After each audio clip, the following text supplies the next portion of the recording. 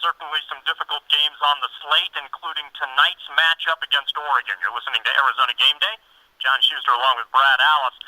Remember the Crush the Ducks tailgate taking place at Main Gate Square until 6:30. Just look for the Clydesdales and Zach Clark and the whole gang at ESPN Tucson will be right down there. Phone number 298-1490, 298-1490. We check in with John. You're holding on. What's going on, man? Oh, not much, man. I just wanted to tell you guys real quick that I am glad that you guys got another station or got another place where you guys can talk on the radio. Thank you, sir. So are we, obviously. Because that is, I enjoy your guys' veteran knowledge about the U of A basketball, and you guys have, seen a lot of games and talked about a lot of games, and it's very groovy. Groovy indeed. Yes, man. I wanted to say that with Nick Johnson, there's so much that goes through him, and I think that whenever Brendan Ashley got injured, there was a piece of Nick Johnson that he said, well, who's going to back me up? Who's my support? Where's my support system? I think that Caleb Tarczewski is a pretty decent support system, but maybe he was, I don't know, maybe he needed Brendan Ashley to, be there also to give him that support, because, I mean, look at how many assists that T.J. McConnell had, Right, 0 in that matchup against California, and, Johnson was 1 of 14 from the floor, and I think you bring up an interesting point, John. John, it's good to hear from you, and thanks for the kind words, man. As always, thanks for checking in. You're welcome, buddy. Talk about and see how that plays off is that Ashley was a guy who was able to open the floor for other players, and maybe John's onto something there where part of Johnson's game is limited as a result of that. That remains to be seen. Yeah, I think things get clogged up because look at what they did last week. You cannot sag off of Brandon Ashley. Well, teams did, and he burned them. Gordon does not have the confidence in his outside shot, which I actually think he did earlier in the year a little bit. So what happens? The guy sits 10 feet off him, so he can't drive either. Well, where is that guy now? Well, he's real close to being able to slide over and get Nick Johnson's way when Johnson tries to. And even if he's not necessarily in Johnson's way, you're 4 feet away from clogging that lane instead of being 14 feet away from clogging that lane, and you can get over there, or sometimes you can get over there. Also, when you're sucked back, as they're doing in that zone and sucking back, again, that is designed to do two things. Keep you from getting to the rim and keep you from getting the ball to guys down low. What does Nick Johnson like to do? He likes to get into the lane. He likes to get guys the ball down, so he's forced to shoot the outside shot. So the Arizona Wildcats beat the Oregon Ducks tonight. The final score, Arizona Wildcats 67, the Oregon Ducks 65. It's been a little while since Arizona has, since the Wildcats have been the cardiac cats, but they might be coming to that point at the end of this, during the downhill stretch of the basketball season, of the college NCAA college basketball season, because the Arizona Wildcats had that nail biter against Cal on Saturday, where they lost, and so they had one loss in their column. That was their first loss. But now the Arizona Wildcats played against the Oregon Ducks, and the Oregon Ducks are having a difficult time. They were having a difficult time winning games. I think the Oregon Ducks lost to Oregon State. So, and the Arizona Wildcats have to play Oregon State on Sunday, I believe. So that'll be a tough game. But the thing that I mentioned to the guys on the radio today, and I think I want to put the radio in the beginning of this talk, was that Nick Johnson, without Brendan Ashley there as a support system to get those rebounds, then I'm afraid that Nick Johnson doesn't feel confident enough in his shooting ability.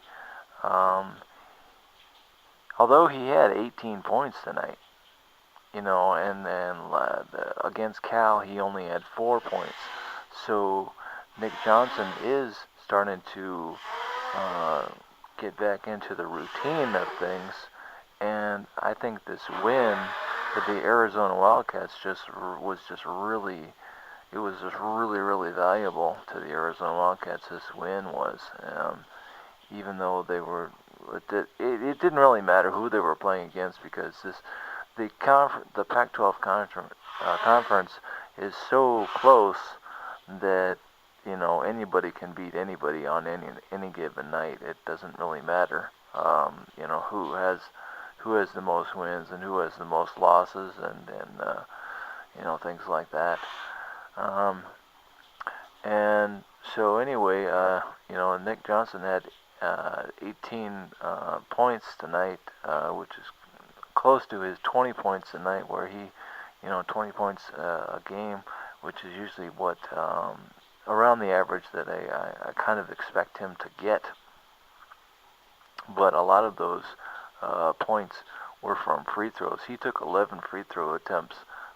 Nick Johnson did for the Arizona Wildcats, and he made 8 out of 11. The one that had a really hard time with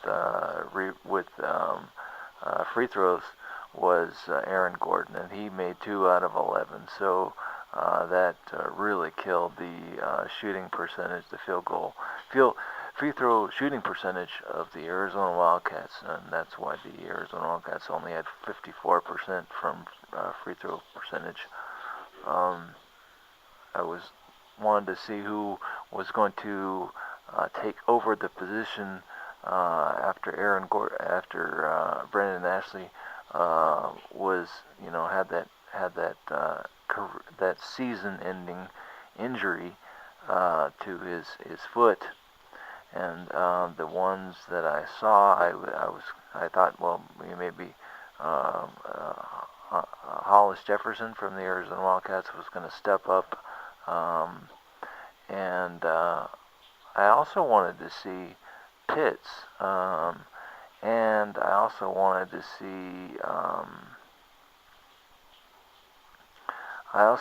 see some of the other bench players for the Arizona Wildcats, but Pitts was the only one that really showed up tonight. He had 3 points. He made one of the 3 point one. He made 1 out of 3 from 3-point land. So he did make some contributions, and he had 1 offensive rebound and 2 defensive rebounds. So and as far as the rebounds, yes, we were the Arizona Wildcats again were out-rebounded by the opposing team. The Oregon Ducks had 39 rebounds, while the Arizona Wildcats had 35. But I wanted to, make this point. The Arizona Wildcats were able to get 15 offensive rebounds compared to the Oregon Ducks, which only had 12, and five of those offensive rebounds were from Tarczewski, and 4 were from Rondé Hollis-Jefferson. So it was, that's the kind of rebound, offensive rebounds that I really like to see. Offensive rebounds. I think they're very, very valuable. And as far as that, we can see if I'm curious to see if the ones that made the great offensive rebounds were the highest scorers for the Oregon Ducks. No, actually, the highest scorers for the Oregon Ducks were um, were Joseph Young and Jason Callist. I think that's how you say his name. I'm not quite sure, but Callist had 2 offensive rebounds, and Young had 2 offensive rebounds. The highest offensive rebounds was Mike Moser and from the Oregon Ducks, and he had 3 offensive rebounds. But Mike Moser only had 4 points. So I wanted to see if the offensive rebounds translated into a lot of points, but they didn't. And one thing I also wanted to point out was T.J. McConnell had 0 assists last game against Cal, and I thought that was a killer. And this game, T.J. McConnell had 3 assists. So he's getting back into the routine, and it's kind of hard too, because the amount of assists are going to go down, because as time goes on, then people are going to make T.J. McConnell, our point guard, the Arizona Wildcats point guard, shoot more often. So he's not going to get as many assists as he normally gets as the season goes on. So he used to get about 6 assists a game, and he only got 3 assists this game. So we're seeing a drop, but hopefully against Oregon State, then T.J. McConnell can pick that assist to turnover ratio up a little bit. He had 3 assists and 1 turnover, so he did pretty good there.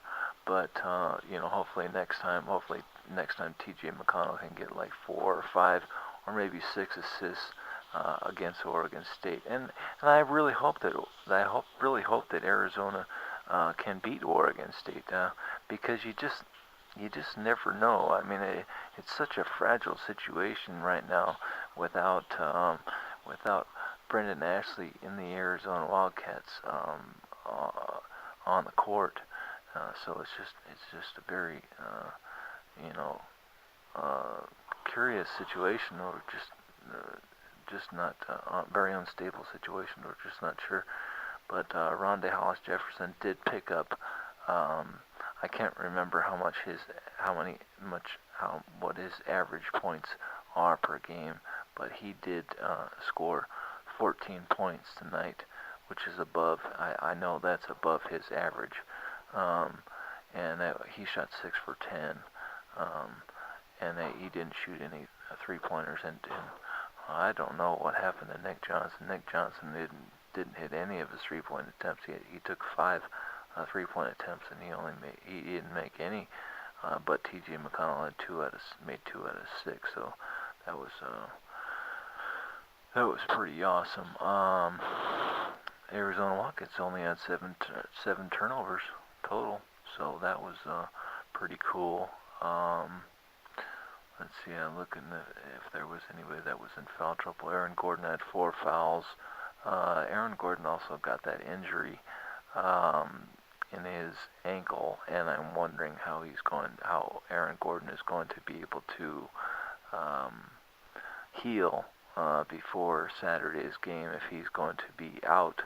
But I guess I'll find out tomorrow in the newspaper whether he's in bad shape or not.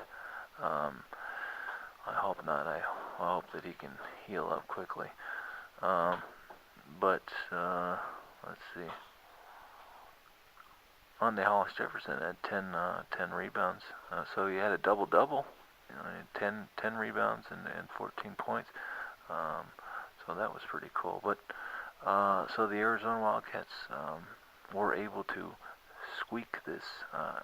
Were able to pull this game out from nowhere and win this game, because they were down for most of the game. The Arizona Wildcats were down for, well, most of the second half, definitely. And it just didn't look like that Arizona Wildcats were going to be able to get back into this game, but the fan base really brought up the spirits, I think, of the Arizona Wildcats and gave them that extra push to fight and win the game. The Arizona Wildcats win this game 67 to the Oregon Ducks 65.